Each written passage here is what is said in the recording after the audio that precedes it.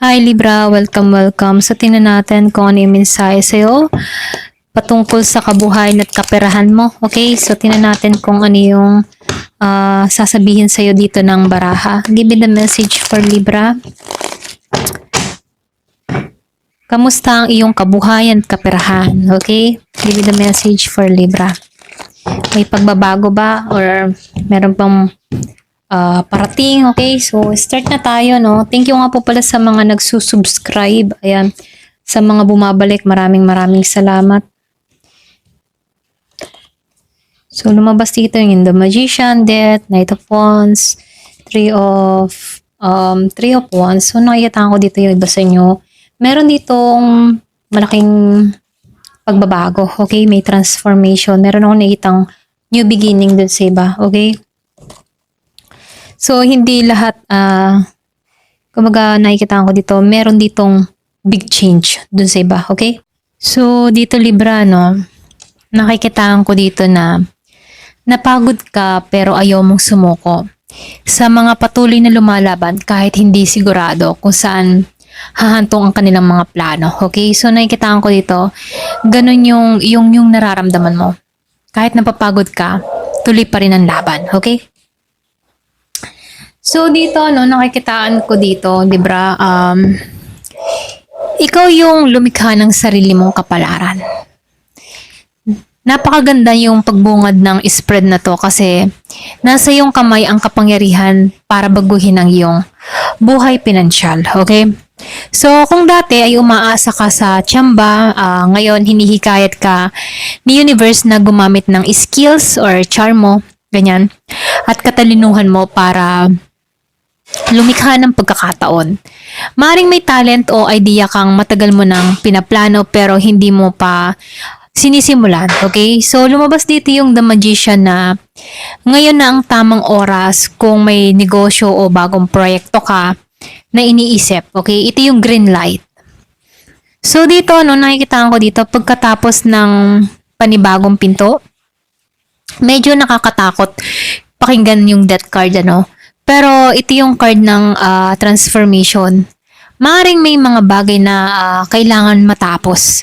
Dating trabaho, dating sistema ng kita o paraan ng pamumuhay. Pero ang mensahe nito, kailangan mong bitawan ang luma para makapasok ang bago. Kung dati ay puno yung tipo na kung dati ay puro ka pagod, walang kapalit, darating na ang panahon na may direksyon at gantimpala, okay? So dito nakikita ko dito na huwag kang matakot mag-let go sa mga dapat nang i-let go, okay? Kasi minsan hindi na talaga natin mararating ang abundance kung kumakapit pa tayo sa mga lumang cycle, okay? Na nauubos yung enerhiya natin doon pero kulang pa rin yung bunga, okay? So dito sumusugod ka sa Knight of Wands. Yung bang tipo na yung bang tipong hindi ka naghihintay. Ito yung card na malakas ang loob. Kumbaga, ito yung card na malakas yung loob mo, Libra. Mayroon kang mga idea o inspirasyon. Meron kang gustong gawin. So, nakikita ko dito pagdating sa online work or pwede rin gusto mong mag-side hustle, okay? Like online work o bagong plano sa karera, okay? So dito nakikita ko dito kapag itong Nine of Wands ito yung nagsasabi na gawin mo to, okay? Hindi ito yung panahon ng pag-aalinlangan. Kapag may opportunity na dumarating sunggaban mo to. Kasi nakikita ko dito, ito yung ninanais ng puso mo, okay? Gamitin mo ito para itulak yung sarili mo sa direksyon ng tagumpay, okay? So dito lumalabas dito yung Three of Wands. So nakikitaan ko dito yung expansion, long-term growth. So dito ito yung senyales na may paparating na bunga sa mga pinaghirapan mo. Para bang nasa stage ka na paghihintay ng resulta, okay? Kung nagtanim ka dati, nakikitaan ko dito na may mga oportunidad or proposal na babalik bilang gantimpala sa'yo, okay? Maaari may connection sa malayo, online business, partner abroad, o network na lalawak. Ayan. So, dito, nakikitaan ko dito, handa ka na eh. Handa ka na para sa susunod na level. Okay? Kaya't may plano ka dito. Ito lang yung nakikita ko sa'yo. Plano mo yung long-term stability. Okay? So, dito, no, lumabas yung Three of Cups. Nakikitaan ko dito yung pagtutulungan sa maliit na tagumpay. Maganda ito, Libra, kasi in Three of Cups ay may mga taong tutulong o susuporta sa'yo. Pwedeng kaibigan, family, katrabaho. Magiging bahagi ng iyong pag-angat. Ito din yung selebrasyon na marireceive ng maliit na blessing, gaya ng dagdag kita, promo, o business win, okay? Hindi man ito malaki, ano, pero nakikita ko dito, meron ditong dagdag kita, okay? So, nakikita ko dito, no, yung pinaka-mensahe sa'yo dito, i-appreciate mo yung bawat dumarating sa'yo, maliit man o malaki, i-appreciate mo to. Kasi nakikita ko dito, kapag matatag ka na, okay, or matatag na yung loob mo, mas malaki yung pagtatagumpay na makakamit mo dito, okay? Excuse me. So, dito, no, lumabas dito yung taste 10, ayan, pasensya na utal ako, 10 of Wands. So, dito, no, pagod ka, pero malapit ka na sa dulo eh, dito sa 10 of Wands, ano? Libra, aminado tayo, ano, baga, pwedeng aminado ka, aminado tayo, ganyan. Sobrang dami mong pasan, okay? So, sa responsibilidad, sa bayarin, pressure sa work, sa pamilya. Pero itong 10 of Wands, ano, ito yung huling yugto bago ang aral at ginhawa.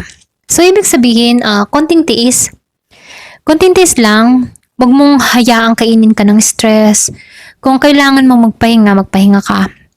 Pero wag mong bitawan ng mga pangarap mo, okay? So, malapit mo nang maramdaman yung resulta ng pagsisikap mo. So, lumabas din yung Ace of Pentacles, ano?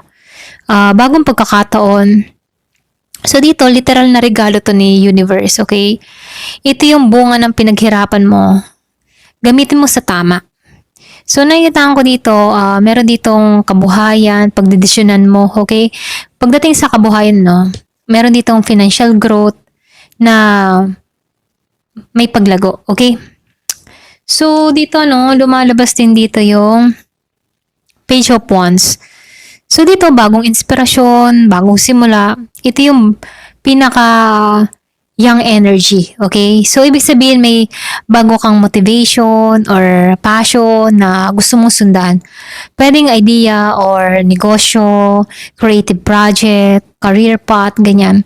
So, huwag mong baliwalain ito, no? Kahit maliit lang sa simula, i-appreciate mo to. Ayan. Magsimula ka kahit hindi pa perfect. Sa paglipas ng panahon, lalaki ito at magbubunga ng tagumpay. Okay? So, dito, lumabas tong Hierophant, ano? So, meron ditong discipline. Kumbaga, ang Hierophant card ay yung discipline. Discipline card. Ito yung merong wisdom eh. Okay? And structure. Maaaring magbigay ng payo sa'yo. Okay? Or pwede rin ikaw yung may mga katangian na tulad ng isang boss, mentor, or elder, or pwede rin meron ditong ganong tao na magtuturo sa iyo ng tamang direksyon, okay? So dito, ano, nakikita ko dito na yung iba sa inyo, no, meron kang aayusin about sa budget mo, sa trabaho, or pwede rin sa pagiging mong consistent sa ginagawa mo, no? So nakikita ko dito, meron ditong paalaala na ang tunay na pagtatagumpay ay hindi lang basta sa bills, ano, kundi sa disiplina. Okay? Yung bang tipo na ang tunay na pagtatagumpay ay hindi lamang sa bilis, kundi sa disiplina. Ayan. So, dito, ano, lumabas ang 7 of Coins. So, nakikitaan ko dito, ito yung card na merong patient, merong pagpaplano sa kinabukasan, okay? So, nakikitaan ko dito, yung ibig sabihin nito, no, nagtanim ka rito at unti-unti na nagkakaroon ng bunga. Pero kailangan ng mahabang pasensya, okay? Dumarating na ang harvest mo, okay? Pero kailangan mong alagaan pa rin to. May plano, pwedeng meron yung iba sa inyo nagpaplano ka ng pang long term, meron kang gustong i-invest, okay? So, nakikita ko dito yung tamang pamamaraan, yung parating sa'yo, okay? So, nakikitaan ko dito, no, yung pinaka mensahe sa'yo, no, from hardship to breakthrough. Okay? So, ito yung taong nagsisimula sa hirap, pinagdaanan ng pagbabago at ngayon ay nasa pintuan na ng bagong biyaya. Okay? So, ito lang nakikita ko sa'yo. Thank you for watching. Love and peace.